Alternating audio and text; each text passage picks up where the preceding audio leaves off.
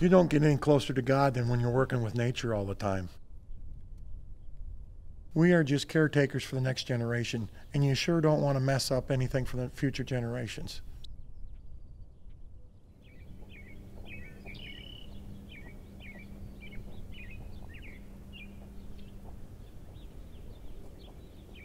My name is Randy Schaefer.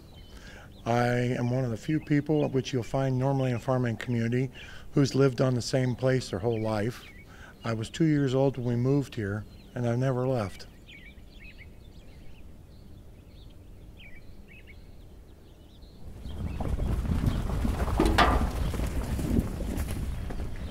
For most of my life, we've been a dairy farm. In the last year, I'm getting older, and our facilities needed upgrading again. And with the low price of milk and the high cost of fixing things up again, and being 61, I decided it's time to exit the dairy industry and move on to something else.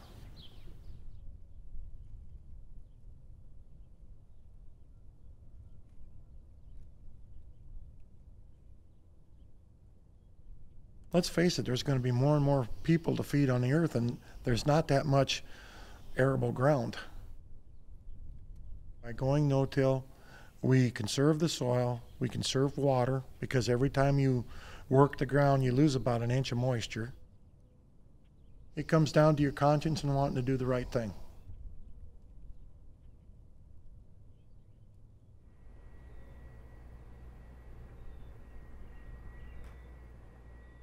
You wonder about what they say about climate change and things like that, because we've had ice ages, we've had the other periods in time. But right now you can notice that the growing areas are starting to move a little bit further north.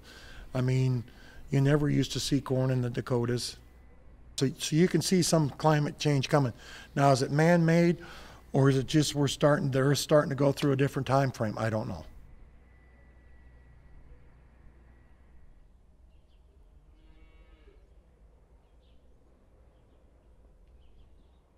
With the farming population only 2% of the United States. I think the biggest problem is everybody is so concerned about their own little thing that they don't look at the bigger picture for the next generation. If people would start coming together and say, by God, we do have a problem, maybe we ought to start thinking about it, then you'll come up with progress and answers.